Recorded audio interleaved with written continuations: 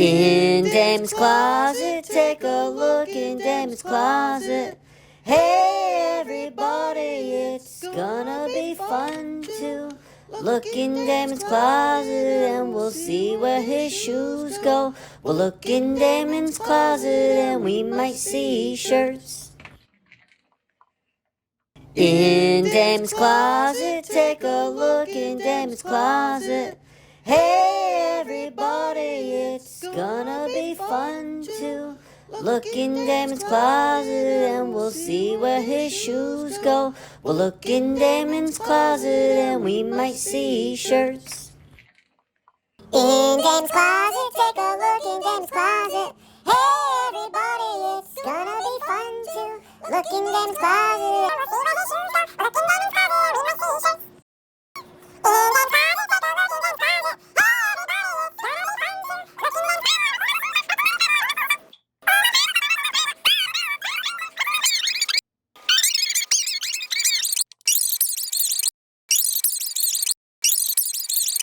Hey, what's up, everybody? Welcome to another fantastic episode of the Low Budget Show with Damon Millard. I'm Damon Millard. You joined us for a good one. On today's show, we have guest Chris Keise. It was an interesting experience. Chris stops by. I did the best I could. We have a fun chat. We talk about football, I wanted to see how far I could take it. being a bouncer. I'm not trying to stomp people out like that. We talked for quite a while, actually. We talked too long, And then you have that layer to it. to be quite honest with you. You're not going to want to miss it, so make sure you stick around for that. Also on today's show, we have street jokes. You guys like those? Do you guys know any street jokes? Do you know any street jokes? Record it, send it to me. I'll play it on the show. You ever wanted to be on the internet before? Here's your only chance.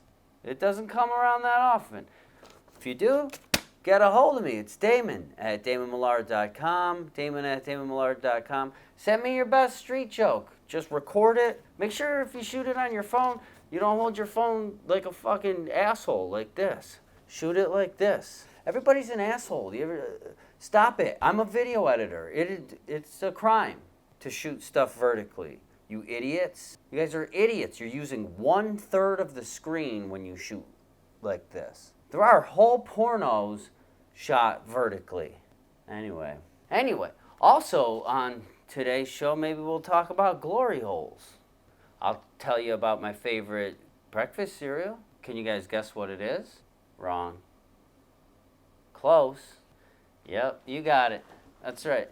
So we'll talk about that, and fuck it, let's just jump right on in. What's going on with me? Yeah, I've been doing this thing where I guess I sleep angry. I don't know what that's about. What do I dream about at night that makes me so angry? Here's how I know that I sleep angry is because I wake up and I have these lines here, these little lines in between my eyes, and they're getting deeper. So I wake up in the morning and I go into the mirror and I just have these canals. I have like these fucking deep anger lines. I think it's from not drinking. I'm so much more angry now that I don't drink. I do that. I don't remember my dreams. I wish I could remember my dreams. This isn't going great, but fuck it. It's time for street jokes.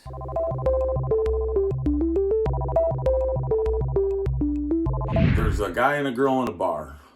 The guy looks at the girl and says, "What's your name?" Because he thinks she's pretty.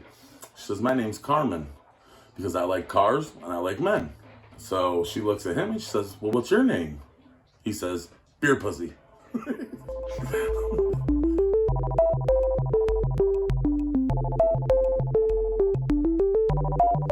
All right. Okay. I love cereal. I got my certain favorite brands are Cap'n Crunch, of course. Cap'n Crunch, but it does fuck your mouth up. It really does. I eat a bowl of Cap'n Crunch, it takes me 2 days to come back from it. You know what I mean? So the Cap'n Crunch, for sure. I like Fruity Pebbles, too, also. Probably one of my favorites is Reese Puffs. Check out the new Reese's Puffs. That's Lil Yachty on the front there, sinking his gold teeth right into those chocolatey puffs. Lil Yachty is the new mascot. So I don't know how that happened, but they got him. It's just confusing why this guy's on here, but whatever. I think the biggest letdown, though, of everything is cereal really has moved away from giving out the prizes in the box. I don't know why that is. Did you ever do this as a kid? You rip open the box the moment you get it and you want the toy immediately. You don't want to wait to the last bowl, so you take the entire bag out and you open the bag. You dig it out and you get out whatever little trinket it is, right? And then you go to put the bag back in, but the bag is now too big. And then it comes out like this. Then you got like, your mom would always be mad at you. We were so poor, we used to have to get the bagged kind, the ones that are on like the bottom shelf. That's what we always got. That's what Ethel got us. Or kabooms, because we were on food stamps, so the only sweet cereal you could get on food stamps was Kaboom. Guess what prize Reese's is giving away for their cereal? Fucking nothing. Nothing. They got this. I think this is just horrible, to be honest with you. If you collect 4 boxes, you can make your own poster of Lil Yachty eating cereal. So this, what was this, poster taken with a Motorola flip phone? Look at this picture.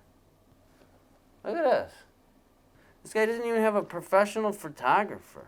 You see this dotted line? If you cut along this dotted line, you cut out 1/4 of a cardboard poster that you then get to tape together. I got 2 boxes. I have 2 of the 4. I'm still searching for, I guess, the right side of the poster.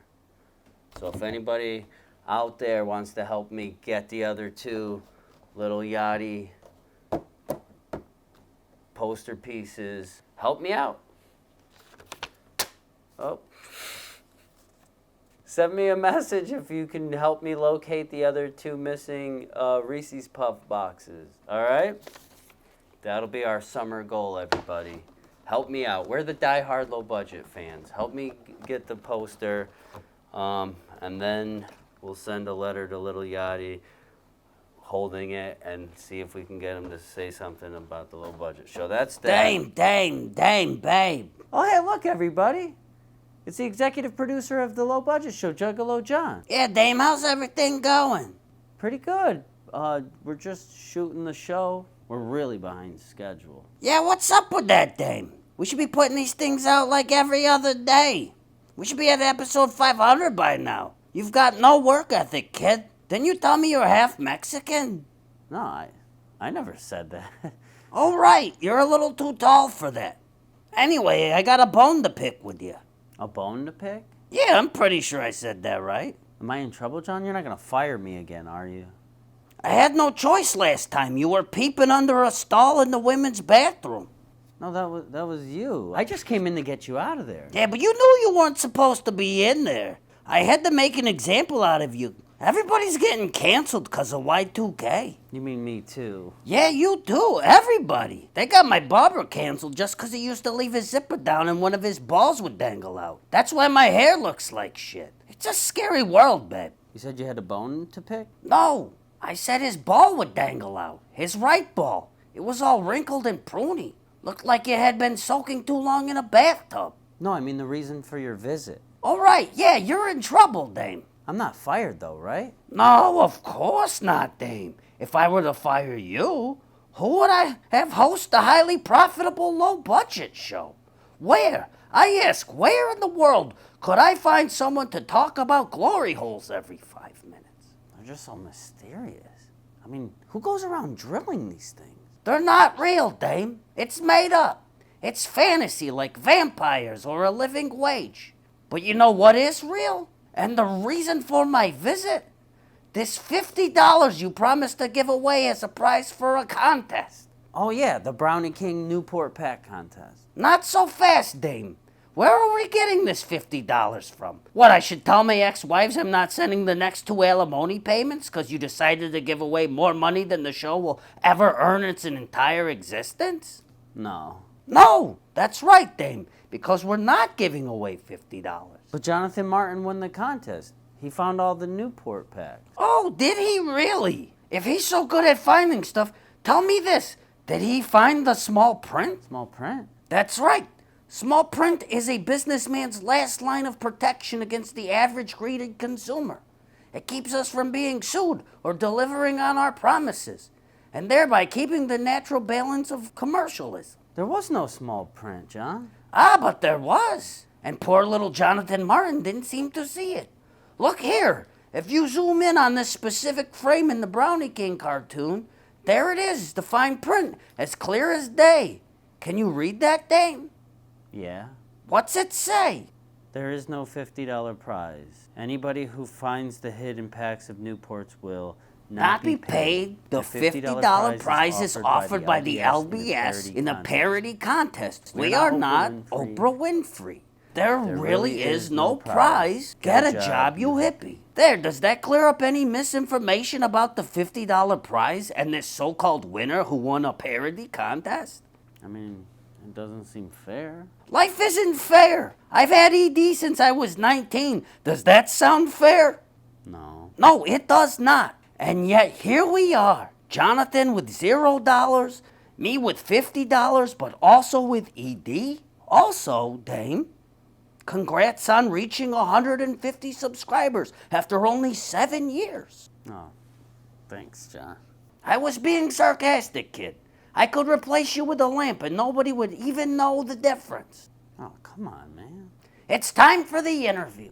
Hey, what's up, everybody? Welcome back to the Low Budget Show. And joining me now is my guest, stand-up comedian Chris Keise. What's up, dude? What's going on, man? Not much, man. How you been?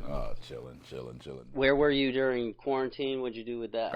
I never stopped working. Like, I had this nightmare of a job, but it was an interesting experience. I was working at this fancy pants condo in Williamsburg, right? Yeah. I was the manager for the pool and the gym. Myself and my staff was responsible for basically running it. But because we worked for an outside company, that outside company was basically telling the building management that, they can provide a whole bunch of different services. I was managing a staff that they were trying to overextend and, just have them do things that went beyond their duties of doing the front desk, let's say. I did the best I could to create like whatever work relationship with the staff as well as the tenants, who were all kind of like snotty because you're paying like $5,000 to $7,000, $9,000 a month for rent. The outside company that I work for, they had this app that, the tenants would have access to the app and they could request certain types of services.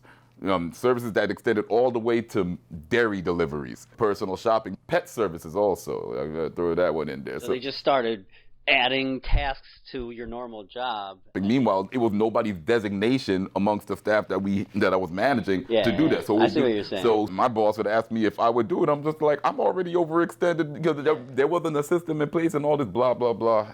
And all the while it's happening during the pandemic too. Right. Yeah. The short version of it is like the things that we were slated that we were supposed to do. I focused on that as a manager, and whenever they tried to throw in those extra fixings, I was like, if it wasn't doable, I looked at my bosses like, can't do it. Right. And it's not our responsibilities to do it. Not to mention the clientele in your building, it sounds like, are used to getting whatever they want all the time, right? Exactly. So, and then you have that layer to it. Because the whole thing was, like, the pet service was the one that really stood out to me. And now you have a tenant requesting on the app, can somebody come to my apartment and feed my cat and play with it for 15 minutes? That was literally a request, okay? And when my boss got wind of it, she's asking my staff. She even skipped me. She went directly to my front desk person, and I was just like, and I looked at my front desk person like, no, you have to say no to this. But she acquiesced because the girl liked cats or whatever, so she went and did it. But the whole thing is, like, she asked her to do it, and basically it was something where I'll pay you like an hour shift for it. So basically, and all these kids make minimum wage. Right. So basically, you're looking a young person in the face and say, okay, I'll give you $15 to go into somebody's apartment and feed their cat and play with it for 50 minutes. When you put it in those words, it's kind of disrespectful, Excuse me? The fuck you just said? Yeah, basically, make a short story shorter, I ended up getting fired in November, and it was sort of like a mercy killing, if anything, you know what I mean? You didn't mind? No, not at all. Thank you. It was something where it started to make me look at, a different kind of game plan. I mean, the whole while through I was doing comedy, so now there's even more of a focus on doing that. That enabled me to jump on the road and do some shows in a couple of states, and it was a good time. interesting audience and interesting people. Like it's definitely different from New York. The downtime when you're in some of these towns and some of these cities, it's something where like you really are taking in the speed of those locations. This is the one in Akron. Yeah. In Akron, Ohio. And when you're spoiled by living in New York and all of a sudden you're dealing with the speed of, and I'm not dissing Akron. Don't get me, I'm not dissing Akron. I am. I'm not. Oh. Akron fucking blows. Nah. If that's the life they live out there, if they're cool with like living that much more serene life that like I never was exposed to living here. That's their normal life.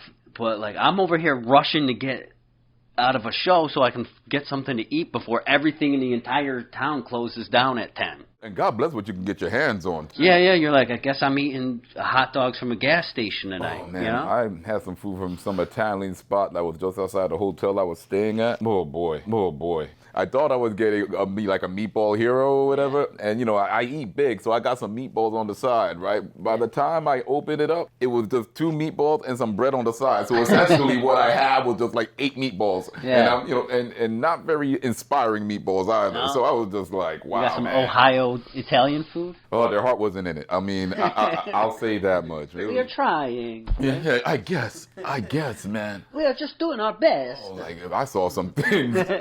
Then you had like this one Jamaican restaurant, like not too far from the shows that I was going to be performing at. It's this big ass restaurant, and it's called Irie, right? You know, because get it, Irie, Jamaican, yes. Sure.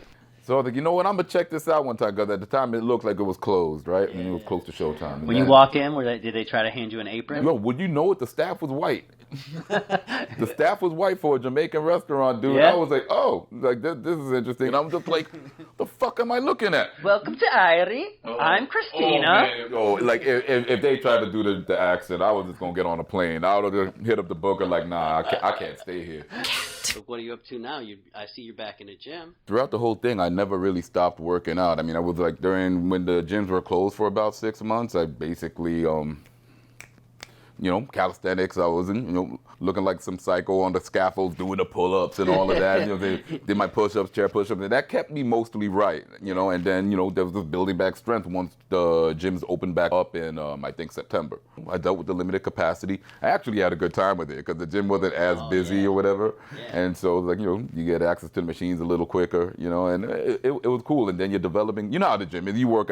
Props to you. You've been staying in some solid shape, man. Yeah, no, I've been about 2 years. I dropped 40 again. Nice. You know me. Yeah. I'm rolling. I'm back and forth. Yeah, man, but I hope you stay behaved this time around, man. Yeah.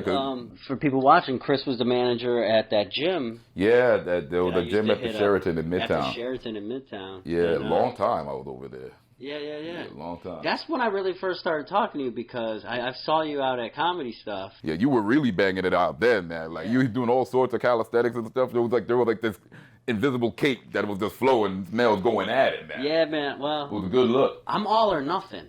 Like when I'm working out, I'm eating good. I'm working out, and I'm doing it 100%. And then if I fall off even a little bit, you won't see me at the gym ever. I do it to the point where I'm a hazard to myself because I'm a dumb old jock. And I was benching and this tricep popped. And I felt the tendinitis. And, my stubborn ass was like, I'm going to power on through, right? And so it pops. I put it back on the rack. I walk out the gym. It doesn't hurt that bad. Did it make a noise? Yeah, it popped. Like that? It popped and you just, kind of feel it roll up a little bit. And now that arm is useless, right? And now No, you scare me because I have like a little pain here all the time. Well, just behave yourself and, don't be the jackass I was. And, but I'm walking back to my place and, like, my arm is just like, yo, this one was totally avoidable. You are an ass. Like, the gods will look out in some way or another. Fortunately enough, I was broke enough to get it covered through insurance. And now I'm back to some level of sexy, I guess. I mean, whatever. Yeah. Yeah, man. Yeah, you're back out there. Yeah, man. Operation Black Sexy got to continue, man, regardless of how many surgeries you get. Operation Black Sexy. Black Sexy. We just found the name of the episode. Tell me about football. How'd you get into football? I got into football when I was like 7. And, and we're talking 82, 83, around there. And back then, when you're kids, that's all you did. Like, you played sports. You went outside and you played. And It was different from now where the kids, they kind of have the option of playing around on their tablet or whichever video game on their phone or whatever. I grew up so poor that like I never could get into like comic books or video games. I got really lucky. Like my mom must have like burnt me with a cigarette or something because she bought me a Nintendo when it first came out. And she was like trying to make up for something or whatever. But other than that, yeah, I played baseball. I had like a little crew of like baseball fanatics, we just played all the time. And that was like my childhood, you know what I mean? That problem for me was I could never stay on a team because we moved every 3 months. My mom had a new boyfriend, and I'm really shitting on my mom on this episode. But yeah, like I moved. I was in like 3 different school districts in 1 year. You know what I mean? So it's like, how are you going to be on the JV team or the varsity team? It happens where like, okay, but if you are like pretty good, like I don't know, I picked you at second base for some reason. I was, yeah. This is what it is to be a jock. Like you just check out the profile and like this guy's probably an infielder or whatever. Yeah. And much like you'd probably guess I was either like a running back or a D-back because I'd have this build. But it's so circumstantial when it comes to sports. You'd be surprised what keeps certain people from making it. You could have all the skill in the world, but because you moved around, you couldn't get settled in anywhere. Like same thing with me. Like okay, well maybe if I was playing ball down south. Maybe I would have went to a stronger football school because football was that much bigger, like say in Florida or Texas or Alabama or Georgia. Oklahoma, they eat, drink, and sleep that shit. Really... Meanwhile, New York is a basketball city. Especially in the '90s and '80s. When the Big East was like a major thing. I was big into sports when I was a kid. You couldn't keep me inside. And and I was fairly good at it, so I just kind of stuck with it. And I knew I wanted to play beyond high school. I wanted to see how far I could take it, because I walked on at Temple University sometime back in the 90s and, made a team and all of that, but I wasn't getting much playing time. So I tried to go through the route of having some good years playing semi-pro minor league, see if I could get some kind of tryout. As I started to get into like my mid-20s, I more or less realized it probably wasn't going to happen. I mean, I'm a D-back and, those guys are a dime a dozen. So to come out of those ranks, you pretty much have to be like a really, really athletic lineman or like a quarterback that's really highly skilled because those guys are hard to come by. Yeah, sure. So I just stayed in the minor league ranks and just did my thing there. Was it fun though? Oh, blast. That's why I stayed in it so long. Did you get a little taste of like the after game parties and stuff like that? Did you guys do that? Yeah. On like on a lower budget level? Yeah. Much lower budget Not like level. the '86 Mets snorting coke on a plane, but like Nah. We weren't rock stars like that. But there doing was whippets on a bus or something. Yeah, but there was some fun to be had, and and Lord knows we had or whatever. Like and my misbehaving started like a little bit later, so I saw the shenanigans, but I didn't really get too deep into that. Oh yeah, you weren't banging groupies and stuff? Nah, not at that. 24, 25, 26. I was just starting to kind of like find myself. I started getting in trouble like probably past that point, like especially bouncing at bars and shit. But we don't need to get into that. But I wanted to get into that because I saw you posted a picture. I'm probably showing you the picture right now on screen, but in this picture here, this is an ID for a bouncer? Because you had to be licensed to be a bouncer. I didn't know that. Is that on New York City thing? Yeah, not every bar did it, but like if you're working with like a security company and if they're going to be sending you places to bounce and check IDs, they want to have their asses covered and just have it that this dude's vetted, this dude's legit. Blah, blah. I mean, trust me, I've bounced at bars without needing to have that documentation, but in this particular case, I did, and I'm not fucking taking that shit seriously. You ever go to a bar and the bouncer is like small or skinny or something? Sure. This dude must be the craziest motherfucker, right? Because like when you think of a bouncer, you think of this, right? And you're the bouncer. Like, this dude must be psycho. I mean, shit, I'm tiny by bouncer standards, really. I mean, 5'11", 200. I mean, I look like I could take care of myself and, like, I mean, I wouldn't be an easy win or whatever like that, man. But line me up next to some of the guys I worked with that are, like, lineman size, they're 6'5", 300. Right. I mean, so, yeah. But, I mean, I got along good with those guys. I mean, we got through most nights fine. I was working for this dude, and we would kind of sort of work together, and he ran the security company. you know, whatever, this girl's there flirting and stuff like that. Now, at this point, I'm already clubbing when I'm not bouncing, like mixing it up and stuff like that. So, whatever, right? I'm not like really wanting for action, you know, like whatever. I have my fun here and there. Yeah. I mean, to the point where, okay, if something seems like a bad idea, I won't do it. Like, you know, like I'm at that stage of my life, right? I'm like my late 20s and shit, like 28. And there was this girl that was dating one of my 2 bouncer bosses, right? Yeah. Okay. And shit wasn't working out. And she was kind of like she was a regular at that bar, right? A regular bouncer. You know, dating a bouncer. So she was dealing with this guy, but like I started working there right around the time that I guess they were on the outs, right? And at the same time, she would be kind of like flirting with me, like whenever I be doing the door and checking the ID, and I know about the history, so I'm just kind of like, I'm like checking another ID, and she's kind of standing by me, talking me up. I'm like, what are you doing? And what you knew she was a bad idea. No, but right, because you know what? Because like I think the second this dude got wind of it, it was something where he had this animosity towards me. And I'm just like, oh, come on, man. Like I was coming on to you. Listen, man. And at that stage, I'm too old to be like doing like love triangle kind of garbage. Like even at 28, I was already kind of emotionally dead inside. So it was just kind of like that kind of bullshit is like this. Like, and like, you know, he would give me like the cold what's up when like we would start the night. You know what I mean? I'm just like, Negro, are you kidding me? Over some chick? Like come on. Do you think that she was trying to like flirt with you to make him angry? It could have been. It could have been. You know the games people play. Night or day, they're just not. All right. Anyway, so short story short, like I made it a point to like try to not let it get that far. You know, she was a cute girl. So like, you know, so with me, it's just kind of like, I was like, the little Chris in my head was just like, Yo, what are you accomplishing by not just doing it? Or whatever. Like, you know, Operation Black Sex. Enough flirting happened where like, I just go ahead and just kind of like went along with it and just, you know, then the deed was done. But it was funny that friction, you know what I'm saying? So to rephrase, you banged your boss's girlfriend? No, because they weren't dealing with each other anymore. Oh, but he still was jealous.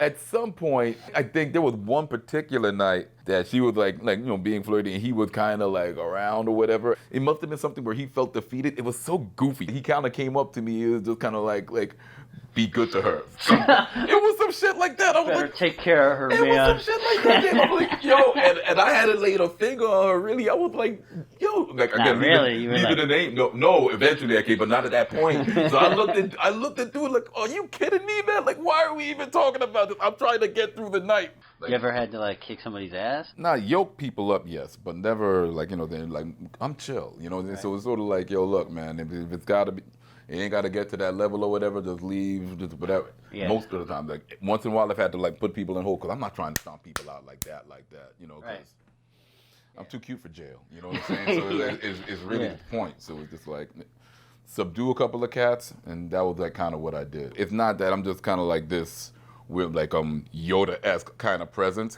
It's also the fact that a lot of a given amount of the bars I was at, it wasn't like I was at Jimmy's Bronx. Like if I was working at Jimmy's Bronx or a spot like that, then odds are I'd have a different answer for you. But these are like little like foofy spots like in like Murray Hill or the Lower East Side where either hipsters or like young professionals, like those type of bars, like, you know, like those kids, they're pussycats. They're not about anything, you know what I'm saying? So we're really So like a good hold will just kind of get around. Like, chill, you know what I'm saying? Whatever. I'm a monster. I'm gonna go home. Most of the spots I worked at, it was harmless for the most part. How long did you bounce for? Oh my God, like a decade, maybe. Yeah. Those years actually coincided with like a given amount of my playing days. I stopped playing ball when this started kicking in, so that was like 2008. And then I think the last bar I worked at was Johnny Utah's, right? And then like that's the spot in Midtown that has a mechanical bull like that. That was a sweet piece of hell, that freaking place, man. I bet. It wasn't just go on tourists getting just like blackout. Zombified. I never understood why anybody would want to hop on a mechanical bull. Like that would be the furthest thing from my mind with vodka flowing through my system. But you know, look, man. I've been to a few bars, man. I lived in Oklahoma, and then in San Diego, there's one too where there's like a bar with a mechanical bull. It's always miss me with that bullshit, man. You see a lot of fake IDs and stuff. Yeah, sure. Sure, man. Sure. Like just some straight Some garbage. of them are hilariously Yeah. bad. It's just like, dude, come on, man. What is this? This is Korean, you know? Yo, the state spelled wrong and shit. Like, fucking- oh my God, man. Like, yo, God willing, may the wind's not blowing away where I ever have to go back to doing that kind of foolishness. Yeah. But I can't knock it. I mean, I got to do some pretty decent, like, hang out at industry parties and chilling that way. And obviously, you're going to meet your share of girls here and there and, have that fun. So, Yeah. I mean, it's cool, but it's something where at some point you just kind of have to check out of it. Like, I mean, I remember I was bouncing with this one cat, Charlie. And this is back doing the Lower East Side. I had been there for like a couple of years, right? And he was about to stop doing it. We're having a conversation outside and having a smoke. And he's just like, yeah, man, I think next week's going to be my last weekend doing this shit. I was just like, why, man? This, it's easy money. Why are you going to? And he just kind of looked off into the distance. He was like, Chris, man, this is a young man's game. It flowed. It rolled off his tongue. It was like a movie moment, man. Like, Chris, man, this shit is a young man's game. And I totally got it. And I looked at him, I was like, something like before too long, I'm probably going to be saying the same shit, Right. But yeah, though, man. Yeah, but bouncing and like stripping have this one thing in common where they steal like your best years. You know what I mean? You know what? Because you're kind of like living on pause, just like using your body. It's that kind of gig. I mean, if you have a good head and you know that you can game plan your way out of it, then you do just that. But there are people that I know cats that like they stay babysitting drunk people well into their graying years, and it's like it's just basically the easiest. They can't or they don't know how to transition from that into something else. Yeah. Which is crazy in its own way, man. But life's gonna be that life or whatever, man. All right, so that's gonna do it for the show. Thanks for coming by. Where can people find you? You got an Instagram or something like that? Yeah, man. Keiseology, Keiseology. That's the end of the Low Budget Show. right, Thanks for y'all. joining us. I'll see you next time. Goodbye. Later. Thank you. What were we talking about? The Low Budget Show with Damon Millard. I couldn't believe it. I still love you.